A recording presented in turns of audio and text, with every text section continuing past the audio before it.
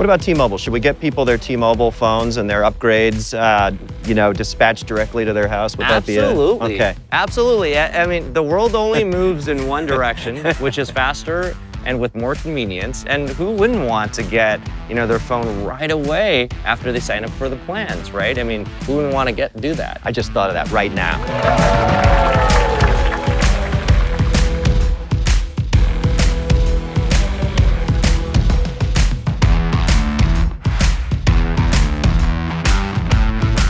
Hi, everybody. Welcome back to Sidekicks Conversations. We're here in Las Vegas in T-Mobile Arena, the home of the Las Vegas Golden Knights. Usually we're filming from the T-Mobile headquarters at Sidekicks Pub, named for the OG smartphone. But we're here in Las Vegas with none other than the founder and CEO of one of the most exciting companies on the planet, DoorDash. My good friend, Tony Xu. I want to start by just, if you don't mind, allowing you to brag a little bit. Just get out of your comfort zone, because I want to make sure all of our viewers understand what a juggernaut DoorDash really is. Like 2 billion deliveries in the last year, is that right? Yeah, over 2 billion. Billion? Yes. Yeah, over 2 billion orders. We're live in over 30 countries. We're the largest delivery platform from physical stores globally outside of China. It's been a fast ride in 11 years. 11 years ago, could you have imagined that you'd be making more than 2 billion deliveries in a year? No, especially when it was just a few of us in my apartment as we were thinking of the idea and just doing a couple of orders to our friends. That was only 11 years ago? Yeah. Unbelievable. So, how'd you do it? Give us the secret sauce. Well, I think it starts with a fascination for who we serve. We have three audiences. We have consumers, we have restaurants and retailers, we call them merchants, and we have drivers, dashers. And we started this business really for the merchants. So my story began a long time ago when my family and I immigrated to the States from China. I was 4. And as a way to hang out with my mom, I worked alongside her Chinese restaurant. As she was putting food on the table for the family, I was washing dishes in the background. And so I think that fascination of wanting to help people like herself and seeing the inspiration of the underdog in all of the physical business in every city that is in this country and every country in the world. I mean, that really is the inspiration. And I think building more products for them than anyone else has really been what has allowed us to be the best partner for all these businesses. So it's amazing what you've done, maybe even more amazing that you did it as an immigrant. And you started to mention your mom was a big piece of inspiration. Tell me about their story. I mean, coming here, giving up what they gave up before, raising you to become this incredible CEO and founder of a multi-billion-dollar company. Like, what was that journey like? I mean, it's a very unlikely story, but it's a very also American story, right? In the sense that I think America is the only place in which something like this could have happened. I mean, if you talk about the ultimate entrepreneur, it started with my parents who,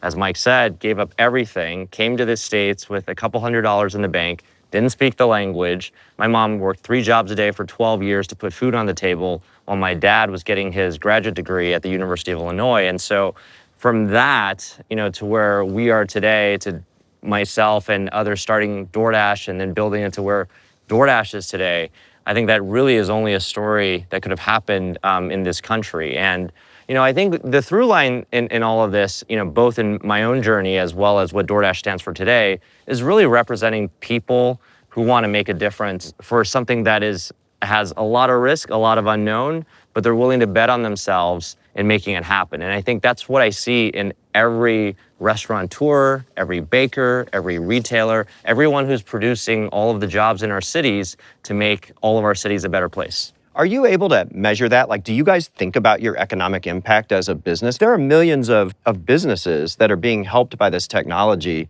How do you think about that? Yeah, you never get it perfect, but we started creating and trying to understand, what impact are companies like DoorDash having? Because the hypothesis of building DoorDash, where our mission is to both grow a local economy and to empower them to play in the digital world, would have tremendous positive effects and second-order effects. So in the 10 plus years that DoorDash has been around, we've produced over hundreds of billions of dollars of local economic impact in the form of extra sales for the physical businesses, who then also in turn produce more jobs for everyone inside their cities, who then produce more GDP for their cities, which produces a whole host of second order benefits, such as more people wanting to live in that neighborhood, getting to see the personalities inside their cities, and ultimately creating a safer and a healthier place to live. Speaking of that, can you pivot it to the philanthropy side? So, I mean, there's an impact that you are making and can make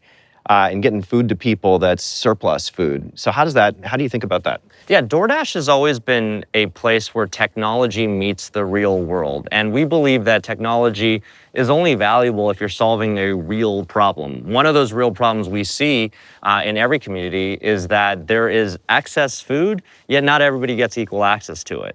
And that there shouldn't be, in a place of abundance like what we have here in the United States, a place where anyone has to go hungry. And so in 2018, we launched Project Dash, which was an initiative to, on one side, connect folks who really needed food to folks who actually had an abundance of it, whether they were restaurants or grocery stores. And we connected the two using our technology platform and providing the delivery so that we can take excess food and distribute it to those who need it most. They do this essentially instead of throwing it away? Yeah, exactly. And to date, we've donated over 100 million meals as part of Project Dash. That's amazing.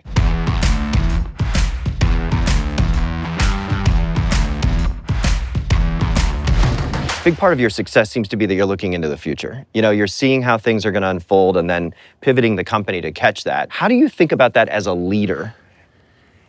What's it like in the company, working in that environment? All big things start small. And I think that, one of the things you have to do as an entrepreneur, whether you are literally, a few people inside an apartment or where DoorDash is today with tens of thousands of people across 30 plus countries around the world, is that you always have to stay a bit ahead of the curve. You always have to have, a point of view on where the long-term aspiration of the company is. And then you have to work backwards to build that set of steps to get there. You have to be quite flexible on the details in which you get there, but you have to be quite stubborn on the vision and holding steadfast to it. You have to be quite strong, opinionated about what you want to do, but you have to be also quite inclusive of making sure that you can bring a team around you that is willing to stand up to you, to tell you when you're wrong, to tell you when you don't have it perfectly right, so that they ultimately can go and build the next businesses inside that company. That's the only way in which, someone like myself, who was doing deliveries for the first 3 years of the company's life, can scale to become a CEO of a company that has tens of thousands of people. I was going to ask you about that, because if a big part of the success is seeing the future, obviously you guys have done that enormously well. You're either very good or very lucky, probably the first one. So, but what if you get it wrong? Like, what if you have all that conviction about something that's coming down the path, and for whatever reason the signal isn't correct? Yeah, at DoorDash, one of our hallmarks is that we're a company that really believes in truth-seeking. That the most important thing is not to drink our own Kool-Aid, but to really try to understand the Kool-Aid of all of our customers, our consumers, the merchants, the dashers. And so we run lots of experiments. We allow anyone in the company, to run an experiment to test any new idea.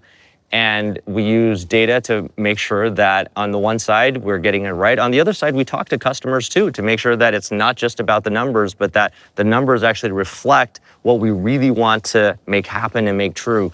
And so I think if you have a culture where seeking the truth and getting it right is the most important thing versus just trying to claim your credit, I think that that's a really great foundation in making sure that you can always, be with the customer and always make sure that you're getting it right.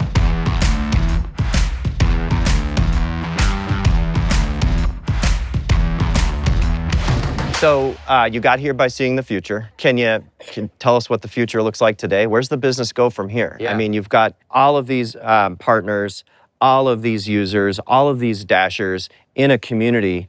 I mean, what are the possibilities now that you've created this scaled engine to bring all these people together? Yeah, so DoorDash is named DoorDash not because we necessarily just want to end with food delivery, but because we want to bring you everything inside the city.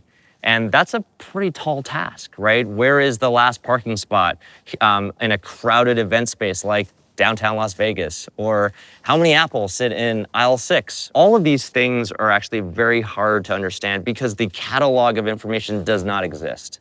So the first thing we have to do is we have to actually literally build a digital replica of the entire physical city. And so decade 2, which is the chapter we're now in at DoorDash, is really about bringing you everything inside the city.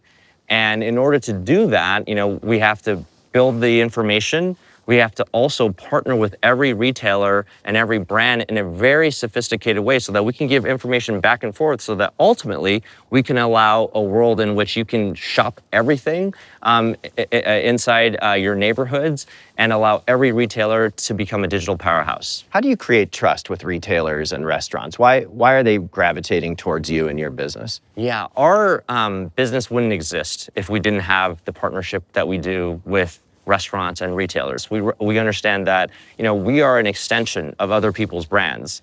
As a result of that, a lot of what we do is making sure that we not only build products for ourselves in which you can shop the retailers and the brands on DoorDash, but you can also do it through the retail brands themselves. So we have a whole set of products in which we will allow retailers, whether it's Chipotle or McDonald's or Safeway or any retail store, to be able to offer delivery through their own website, their own app. As a result of not only helping them grow sales, but also giving them the tools to do it in their own channels, I think that's a big part of how we're able to build a 50-50 partnership with all of our merchants. What about T-Mobile? Should we get people their T-Mobile phones and their upgrades, dispatched directly to their house? Would Absolutely. That be okay. Absolutely. I mean, the world only moves in one direction, which is faster and with more convenience. And who wouldn't want to get, their phone right away after they sign up for the plans, right? I mean, who wouldn't want to do that? I just thought of that right now.